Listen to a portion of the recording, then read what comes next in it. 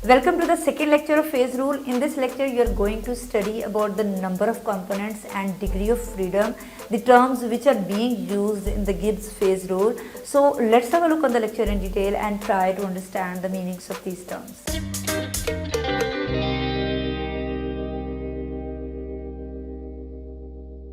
Now let's talk first about the number of the components जो कि हमने Gibbs phase rule equation में terms देखी. We are studying about them. हमने पिछले लेक्चर में फेज रूल के बारे में या P किस चीज़ के लिए स्टैंड करता है, व्हाट इज फेज और and how we can calculate the number of phases in a system वो जाना.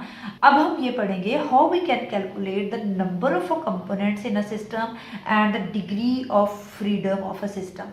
नंबर ऑफ कंपोनेंट्स होते क्या हैं, पहले हम इसकी प्रॉपर डेफिनेशन को देखते हैं.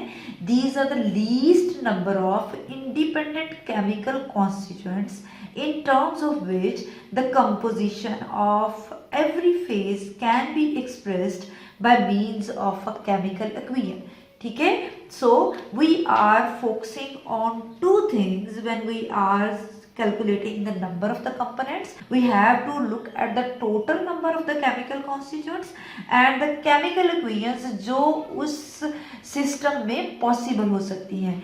नंबर ऑफ कॉन्स्टिट्यूएंट्स में से उन केमिकल इक्वेशंस को जब हम माइनस कर देंगे तो हमारे पास least number of the chemical constituents आ जाएगा जो कि नंबर ऑफ कंपोनेंट्स होंगे और वो उस सिस्टम की फिजिकल स्टेट को बहुत अच्छे से डिफाइन कर रहे होंगे.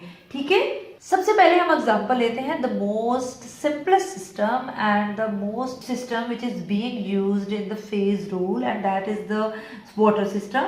वाटर सिस्टम में हमें पता है कि जितनी भी फेजेस हों, अगर वाटर अपनी तीनों फेजेस में भी लाई कर रहा हो तो हमने ये देखना है कि वाटर को बनाने वाले, उस सिस्टम को बनाने वाले कंपोनेंट्स कितने हैं. अब वाटर को बनाने वाले नंबर ऑफ कंपोनेंट्स एक ही हैं. ईदर वाटर अपनी सॉलिड स्टेट में हो, लिक्विड स्टेट में हो या वेपर्स में हो, उसका केमिकल फॉर्मूला वही होता है, दैट इज H2O.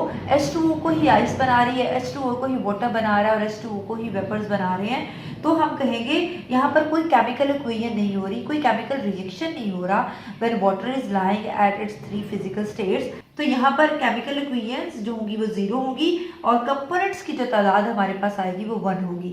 इसी तरह जब हम सल्फर सिस्टम की बात करते हैं, सल्फर जो होता है 4 फिजिकल स्टेट्स ही होंगी. इसके 2 जो है एलोट्रोपिक फॉर्म्स होंगी, मोनोक्लिनिक एंड रोहम्बिक. इसके अलावा ये लिक्विड में भी होगा और वेपर्स में भी होगा, लेकिन यहाँ पर भी कोई केमिकल इक्वेशंस टेक प्लेस नहीं होगी और एक ही कंपोनेंट होगा. नंबर ऑफ कॉन्स्टिट्यूएंट्स उस सिस्टम के एक ही होंगे तो हमारे पास कंपोनेंट्स भी होंगे 1 आ जाएंगे.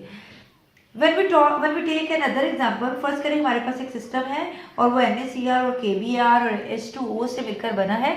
जब हम इस सिस्टम को देखते हैं तो सबसे पहले किसी भी सिस्टम के कंपोनेंट्स जो हैं उसको लिखने से पहले हमें ये देखना है कि इधर इस सिस्टम में कोई केमिकल रिएक्शंस पॉसिबल है. अगर उस सिस्टम के अंदर कोई केमिकल रिएक्शन पॉसिबल होगा तो पहले हम उसकी एक इक्वेशन लिख लेंगे. जिस तरह यहाँ पर केमिकल रिएक्शन पॉसिबल है और NaCl और KBr जब रिएक्ट करेंगे तो उससे NaBr और KCl जो है ये बनने के चांसेस हैं. तो इसका मतलब है इस पूरे रिएक्शन में एक केमिकल इक्वेशन जो है वो पॉसिबल है. तो अब ये देखें NaCl जो था हमारे, NaBr यहाँ पर नहीं है और KCl भी यहाँ पर नहीं है. तो जब हम नंबर ऑफ कॉन्स्टिट्यूएंट्स लिखने की कोशिश करेंगे तो हमारे पास 1 2 3 4 एंड 5 नंबर ऑफ कॉन्स्टिट्यूएंट्स यहाँ पर आएंगे और केमिकल इक्वेशंस कितनी पॉसिबल है, 1 केमिकल इक्वेशन पॉसिबल है. तो यहाँ से हम इसके number of least number of the components जो हैं उनको कैलकुलेट कर सकते हैं, दैट आर 4. इसके अलावा अगर हम एक ऐसे सिस्टम की एग्जांपल लेते हैं जिसमें हमारे पास NaCl है, KCl है, वाटर है, तो इस सिस्टम में देखें कोई केमिकल रिएक्शन पॉसिबल नहीं है. NaCl KCl के साथ रिएक्ट करेगा तो क्योंकि हमारे पास एनाइन दोनों में सेम है तो दोनों यही चीज़ बना लेंगे. तो हमारे पास जो ये इक्वेशन आएगी उसमें नंबर ऑफ कॉन्स्टिट्यूएंट्स हमारे पास 3 हैं, कोई इक्वेशन पॉसिबल नहीं है तो कंपोनेंट्स वही हमारे पास रह जाएंगे जो हमें यहाँ पर नजर आ रहे हैं. इसके अलावा अगर आप देखें तो इसके अलावा अगर आप ये वाली इक्वेशन देखते, ये वाला सिस्टम देखते हैं जिसमें हमारे पास अमोनियम क्लोराइड है, अमोनिया है और इसके अलावा हमारे पास HCl है, तो यहाँ पर देखें कोई केमिकल रिएक्शन पॉसिबल है. तो हम देख सकते हैं कि यहाँ पर NH3 जो है वो HCl के साथ रिएक्ट करके NH4Cl बना रहा है. तो इस सिस्टम के अंदर अब ये देखें कि इक्वेशन तो इसमें पॉसिबल है, लेकिन ये वाली चीज़ भी हमारे ऑलरेडी सिस्टम में मौजूद है, ये वाली चीज़ भी हमारे ऑलरेडी सिस्टम में मौजूद है, और अमोनियम क्लोराइड भी हमारे ऑलरेडी सिस्टम में मौजूद है। ठीक है, तो हम इसके जब नंबर ऑफ कंपोनेंट्स कैलकुलेट करने लगेंगे तो we will see that the number of n is 1 2 3 and the chemical equations possible is 1 and the number of component will be 2. So the main components are these two. As we have seen in the definition, we are going to calculate the least number of the constituents जो इस system को बना रहे हैं। तो ये दो main components हैं जो इस सिस्टम को बना रहे हैं। ये जो है अमोनिया, ये रिवर्सिबल रिएक्शन हो रहा है, अमोनियम क्लोराइड भी बन रहा है, डिसोसिएट होकर वो अमोनिया और हाइड्रोजन क्लोराइड भी बना रहा है। इसी तरह की एक एग्जांपल हमारे पास इस सिस्टम की है जिसमें हमारे पास कैल्शियम कार्बोनेट और हमारे पास जो है कैल्शियम ऑक्साइड और हमारे पास कार्बन डाइऑक्साइड है। अब इसमें भी हम देख रहे हैं कि केमिकल रिएक्शन जो है वो पॉसिबल है, इसे ये डिसोसिएट हो रहा है, कैल्शियम ऑक्साइड और कार्बन डाइऑक्साइड बना रहा है। अब ये सारे जो इस केमिकल इक्वेशन में बनने वाले कंपोनेंट्स हैं वो हमारे सिस्टम में ऑलरेडी मौजूद हैं। तो जब हम इस सिस्टम के नंबर ऑफ कंपोनेंट्स कैलकुलेट करेंगे तो नंबर ऑफ कॉन्स्टिट्यूएंट्स आर 3 और इक्वेशन जो पॉसिबल है 1 है, तो हमारे पास the number of components आ जाएंगे, that will be the 2.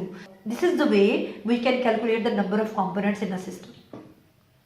Now look at another term which is being used in the Gibbs phase rule and that is the F, degree of freedom, जिसको हम capital F से वहाँ पे represent कर रहे हैं। Now look at the proper definition of the degree of freedom. Degree of freedom को हम define किस तरह से करते हैं?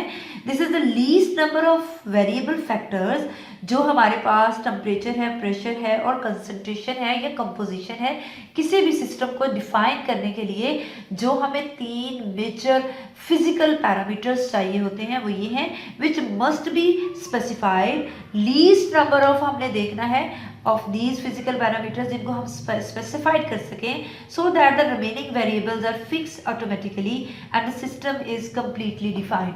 किसी भी सिस्टम की फिजिकल स्टेट को डिफाइन करने के लिए हमें इन 3 पैरामीटर्स में से लीस्ट नंबर ऑफ पैरामीटर्स लेना है, ताकि अगर हम किसी एक पैरामीटर के बारे में बताएं तो दूसरा पैरामीटर जो है वो ऑटोमेटिकली फिक्स हो जाए और हम उस सिस्टम की फिजिकल स्टेट को अच्छे से डिफाइन कर सकें।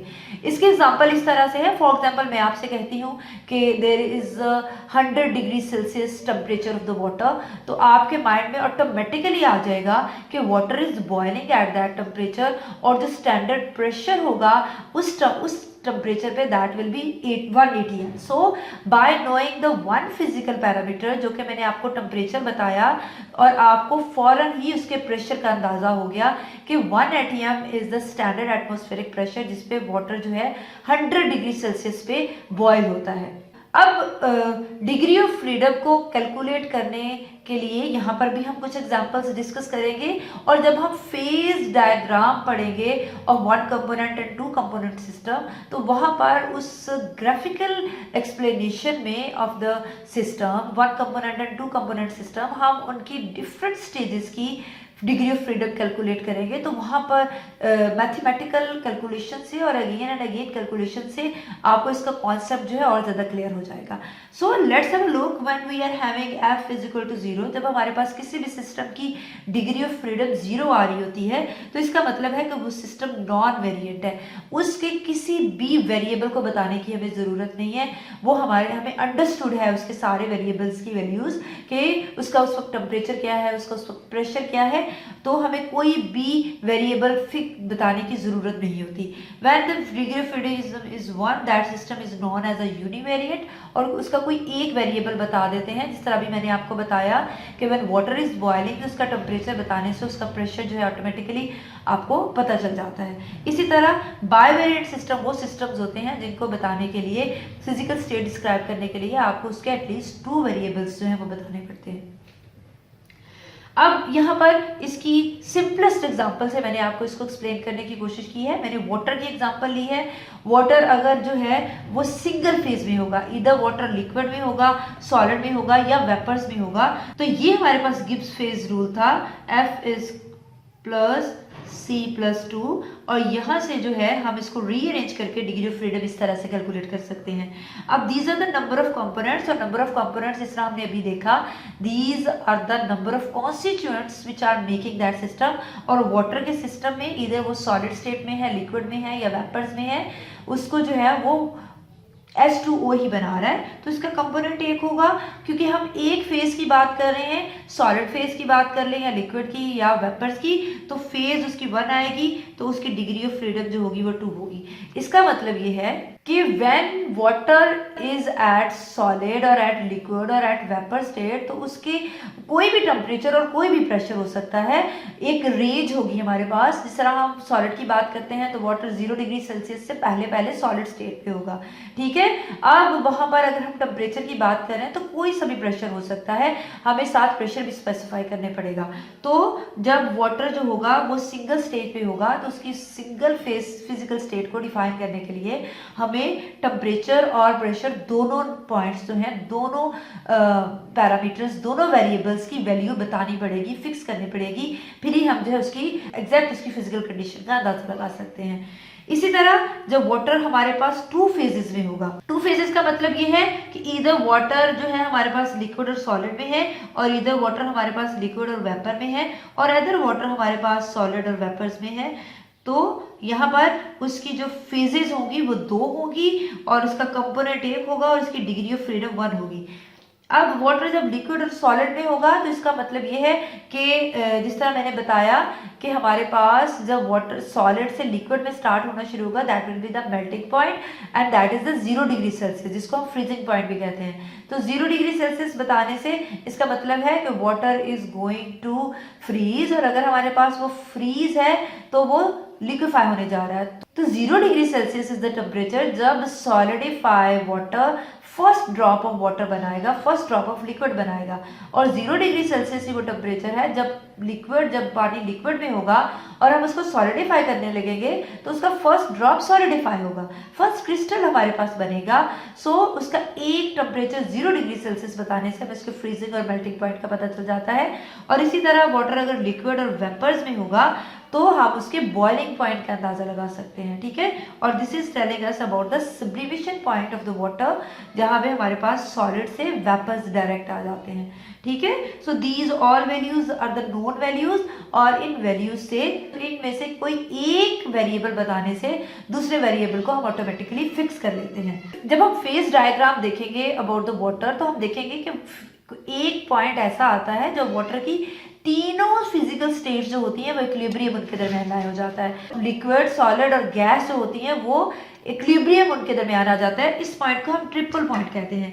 इस पॉइंट पर जो वाटर होता है उसकी तीनों फेजेस होती हैं, वो अपनी तीनों फेजेस पे लाई कर रहा होता है। तो P की वैल्यू हमारे पास 3 आ जाती है, और जब टोटल हमारे पास F की वैल्यू होगी that will be the 0 and system will have a 0 degree of freedom. और हमारे पास उस सिस्टम को स्पेसिफाई करने के लिए किसी भी वेरिएबल को बताने की ज़रूरत नहीं है। So this is all about the brief introduction and the methods to calculate the number of components and the degree of freedom of a system. We will meet in the next lecture. Till then, stay happy, keep learning, and don't forget to subscribe the channel and to press the bell icon and like and share my videos if you are getting from them.